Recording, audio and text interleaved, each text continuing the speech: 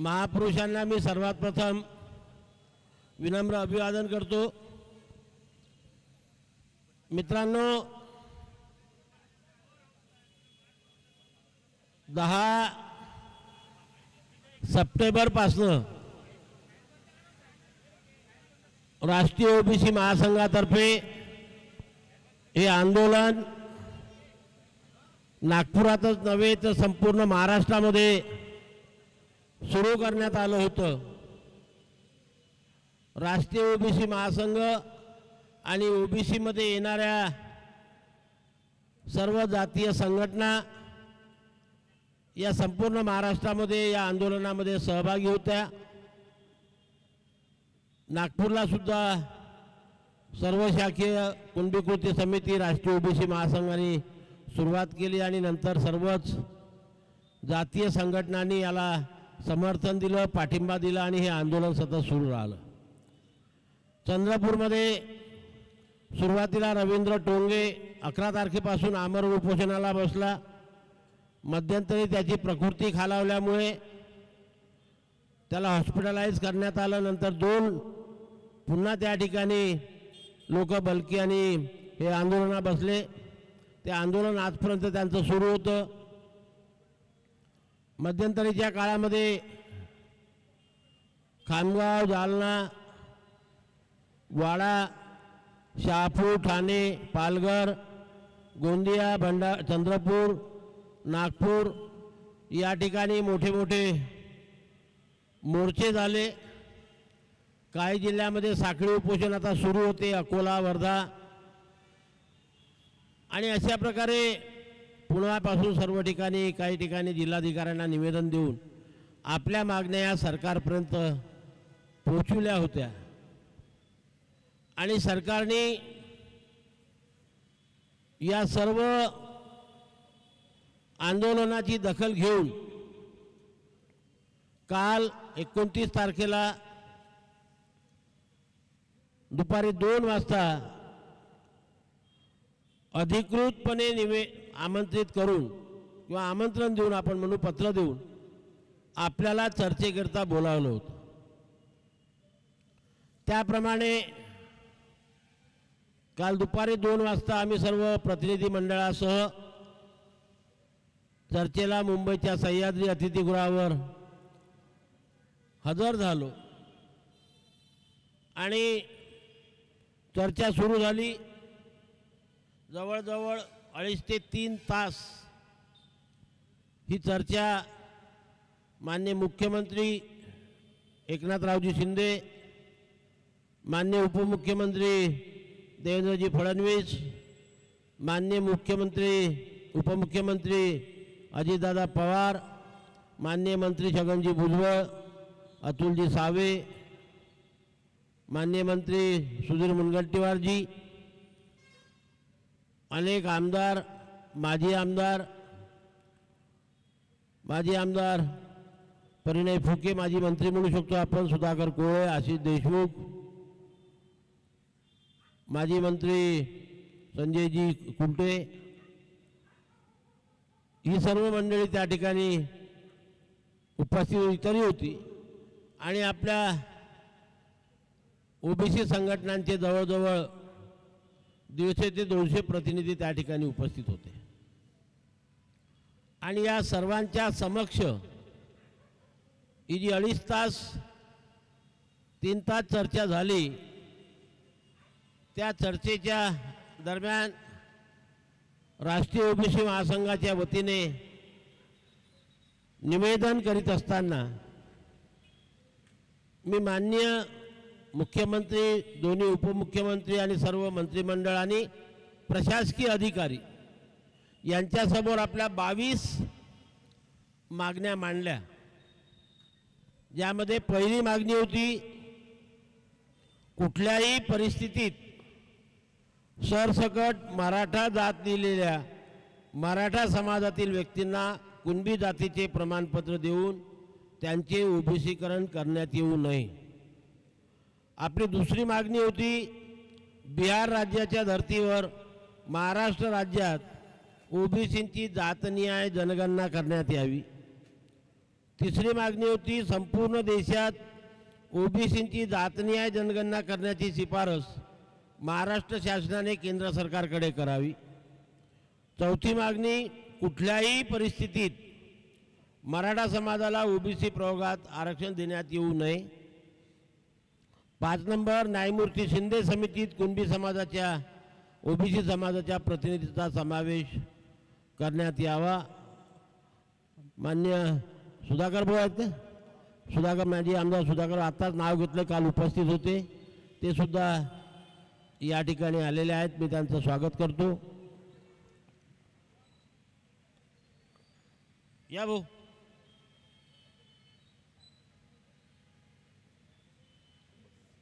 एक लोड आहे का? लोड आहे तुम्ही या या आलो आणि सरळ मुंबईहून इकडे बरं बसा बसा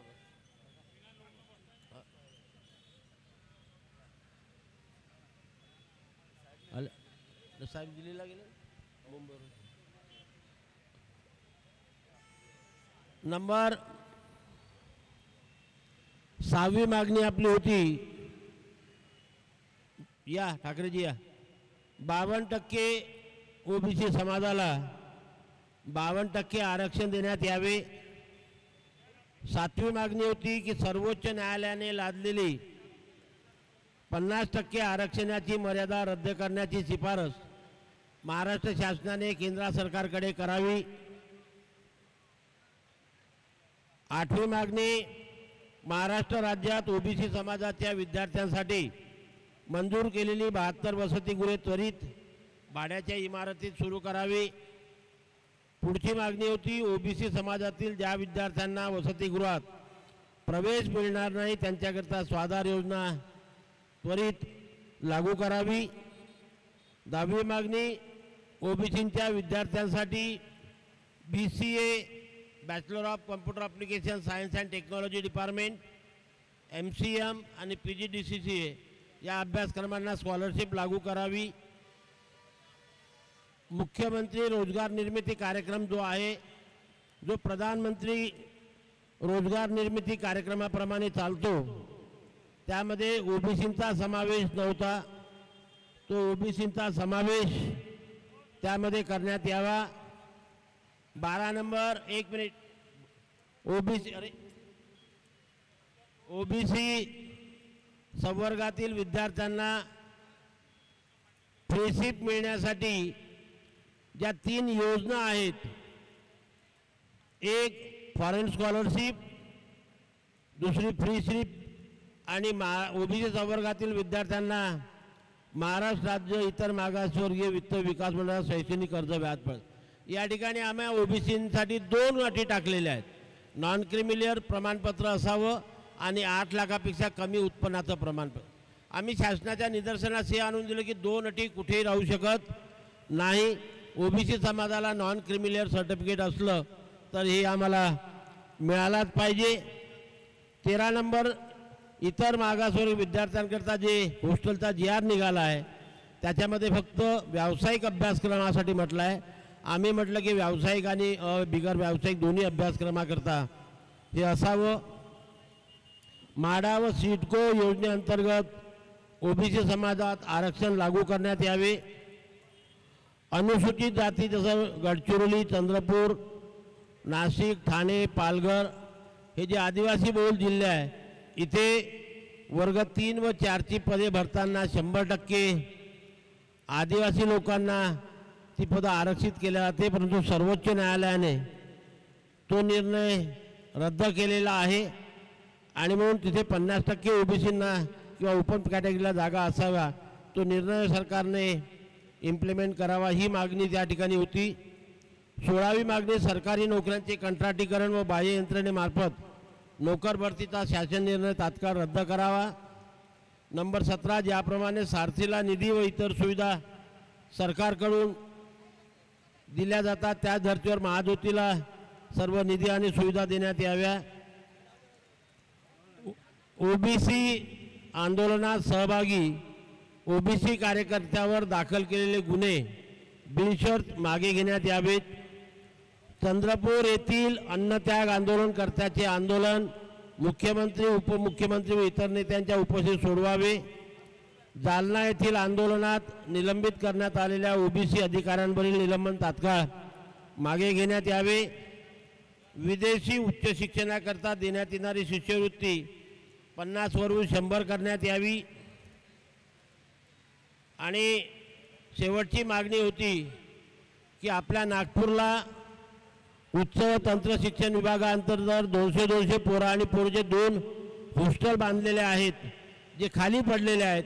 ते हॉस्टेल ओबीसी कल्याण विभागाला हस्तांतरित करून त्या ठिकाणी 200 मुलांचं व 200 मुलींचं वसतिगृह शासनाने सुरू करावं.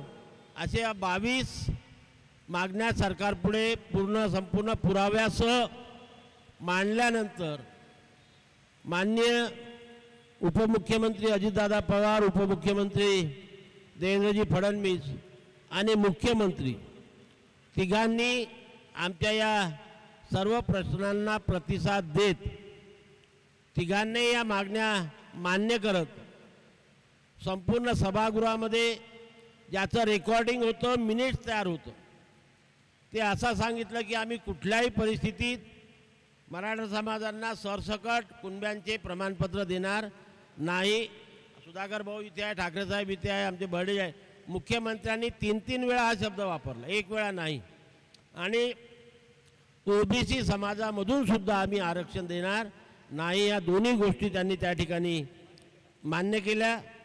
बिहार राज्याच्या धर्तीवर आम्ही जे जनगणनेची मागणी केली तर माननीय मुख्यमंत्री आणि उपमुख्यमंत्र्यांनी सांगितलं की बिहार राज्याची आकडेवारी पुढे येऊ द्या, थोड्याच वेळामध्ये ते जाहीर करणार आणि ते आकडेवारी जाहीर झाल्याबरोबर त्याचा अभ्यास करून आपण आपल्या राज्यामध्ये सुद्धा बिहार राज्याप्रमाणे ओबीसींची जातनिहाय जनगणना करू. ती गोष्टसुद्धा त्यांनी मान्य केली. न्यायमूर्ती शिंदे समितीमध्ये कुणबी समाजाचा प्रतिनिधी घेण्यात यावा. ते विचारले की शिंदे समितीचा रिपोर्ट यायला किती वेळ आहे, ते बघून आवश्यकतेनुसार त्या ठिकाणी प्रतिनिधी देण्यात येईल. मान्य सर्वोच्च न्यायालयाने लादलेली 50% आरक्षणाची मर्यादा रद्द करण्याची शिफारस राज्याने केंद्र सरकारला करावी, ती सुद्धा करण्यात येईल असं आम्हाला सांगण्यात आलं. ओबीसी विद्यार्थ्यांकरता 72 वसतिगृह जी मंजूर झालेली आहे ती 1 महिन्याच्या आत 72 वसतिगृहे सुरू होईल आणि स्वाधार योजनासुद्धा सुरू करू अशी हमी त्यांनी आपल्याला दिलेली आहे. ज्या अभ्यासक्रमाकरता फ्रीशिप स्कॉलरशिपची मागणी केली तीसुद्धा देण्यात येईल स्पष्ट सांगितलेले आहे. मुख्यमंत्री रोजगार निर्मिती कार्यक्रमामध्ये ऑलरेडी समावेश करण्यात आलेला आहे. तो GR मला उद्या भेटणार आहे. इथे मी जे मगाशी नॉन क्रिमिनल आणि 8 लाख 2 पैकी 8 लाखाची मर्यादा रद्द करण्यात यावी हे सुद्धा सरकारने मान्य केलेलं आहे. आणि हॉस्टेलच्या GRमध्ये दुरुस्ती करण्याचं सुद्धा सरकारने मान्य केलेलं आहे. आणि अशा प्रकारे ज्या 22 मागण्या सरकारपुढे मांडल्या होत्या त्या सर्वच मागण्याप्रती सरकार सकारात्मक आहे आणि आम्ही सर्व मान्य करतो असं सरकारने काल सर्वांच्या समोर आणि काल इथे जे उपस्थित होते आमच्यासोबत ती सर्व मंडळी या ठिकाणी आहे. आणि आज याच्यापैकी एक मागणी जी होती की जे चंद्रपूरला आमचं आमरण उपोषण सुरू आहे ते माननीय मुख्यमंत्री किंवा उपमुख्यमंत्र्यांनी येऊन सोडवावं, त्याची आजच पूर्तता झाली. आणि आज सकाळी अंदाजे 10 वाजता चंद्रपूरला माननीय उपमुख्यमंत्री देवेंद्रजी फडणवीस त्या ठिकाणी आले आणि आपल्या आमरणकर्त्या उपोषणकर्त्याचं आंदोलन त्यांनी स्वतः सोडवलं. आणि आंदोलन उपोषण सोडविल्यावर त्यांनी माध्यमांसमोर जे भाषण केलं ते सुद्धा रेकॉर्डेड आहे आज. म्हणजे मी सांगतो आहे ते भाषण आणि माननीय उपमुख्यमंत्र्यांनी दिलेलं भाषण यामध्ये कुठेही तफावत असेल तर आपण माझ्यावरती आरोप करू शकता. आणि त्याचं रेकॉर्डिंग झालेलं आहे. त्याचे मिनिट्स आपल्याला 2-3 दिवसामध्ये येणार आहे. कारण आपल्या पत्रामध्ये पत्र जे आलं होतं त्या पत्रामध्येच लिहिलेलं आहे का 3 दिवसाच्या आत आपल्याला मिनिट्स सादर देण्यात येईल. अशा प्रकारे ही सकारात्मक चर्चा झाली आणि सर्व आश्वासन आपल्याला मिळालं आणि ते लेखीसुद्धा आपल्याला 3 दिवसामध्ये मिळणार आहे. मी स्वतः एवढे दिवस प्रशासनामध्ये काम केलं असल्यामुळे मला माहीत आहे की प्रशासन कसं चालते, जे मीटिंगमध्ये ठरते, सभागृहामध्ये जे ठरते ते कोणी बदलू शकत नाही. आणि एवढ्या मोठ्या सभागृहामध्ये झालेले हे मीटिंग त्याचं रेकॉर्डिंग झालेलं आहे. आणि म्हणून त्यांनी आम्हाला काल सांगितलं, मान्य सुधाकर भाऊ इथे आहे, की तुम्हाला रेकॉर्डिंग पाहिजे असेल तर आम्ही रेकॉर्डिंगसुद्धा तुम्हाला द्यायला तयार आहो, मिनिट्स पण देऊ, रेकॉर्डिंग पण देऊ.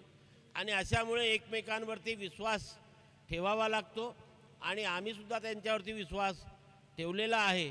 आणि म्हणून आपल्या सर्व मागण्या मान्य झाल्यामुळे आपलं हे जे आंदोलन आहे हे आपण मागे घेतो आहे किंवा तुर्तास स्थगित करतो आहे. कारण आपण भरपूर आयुष्य आपल्याला जगायचं आहे.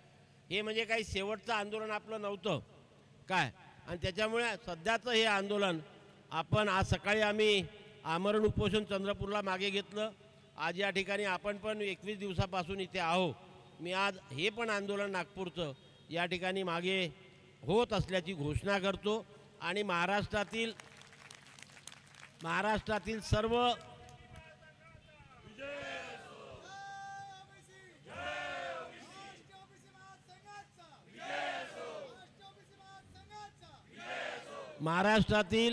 सर्व जिल्ह्यांना तशा प्रकारचे निर्देश देऊन हे आंदोलन याच ठिकाणी थांबविण्याची सूचना सर्वांना देण्यात आलेलं आहे. पुढचं काय घटका काय होईल ते नंतर बघू. कारण समाजाचे प्रश्न हे एक प्रश्न पूर्ण झाला की दुसरा निर्माण होतो, दुसरा पूर्ण झाला की तिसरा निर्माण होतो. आणि त्याच्यामुळे ही एक चळवळ आहे. चळवळ चालत असते. चळवळीमध्ये चालत असताना जसे जसे प्रश्न निर्माण होते तसे तसे ते सरकारपुढे, सरकार कोणाचंही असो, त्यांच्यासमोर मांडून ते आपल्याला सोडवून घ्यायचे असतात. ही एक प्रक्रिया असते. आणि या प्रक्रियेमध्ये आपल्या सर्वांची साथ मागच्या 21 दिवसामध्ये जे या राष्ट्रीय ओबीसी महासंघाला आपण दिली त्याबद्दल सर्व पदाधिकाऱ्यांचा, माझ्या चाहत्यांचा, ज्या ज्या संघटनांनी आपल्याला समर्थन दिलं त्या संघटनांच्या पदाधिकाऱ्यांचा मी राष्ट्रीय ओबीसी महासंघातर्फे मनापासून आभार व्यक्त करतो.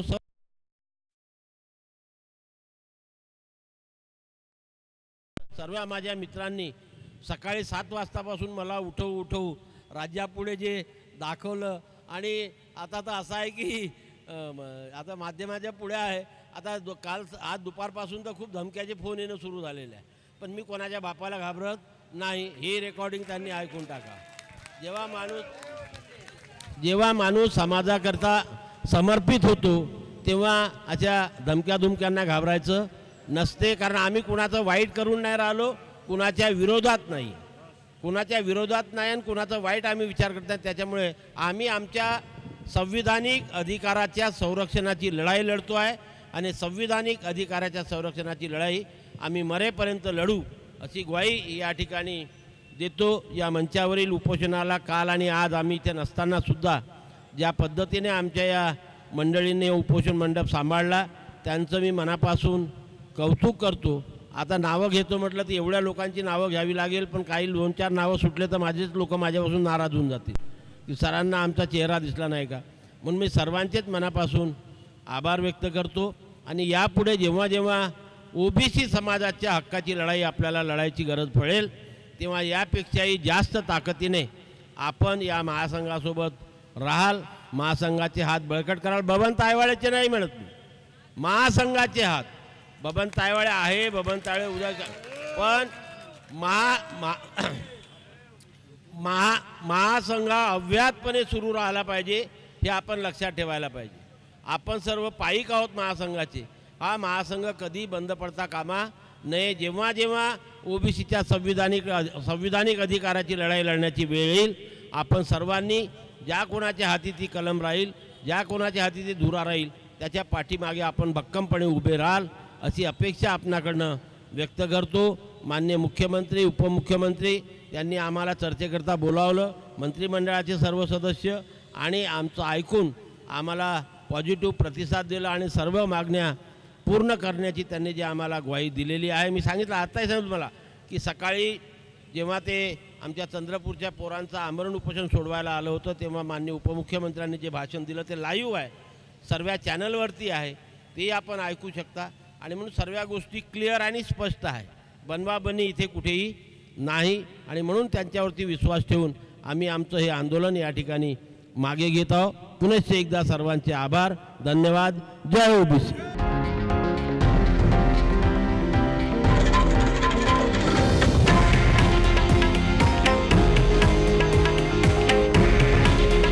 हे आहे देशातील नंबर 1 न्यूज नेटवर्क आणि आपण पाहत आहात TV9 मराठी.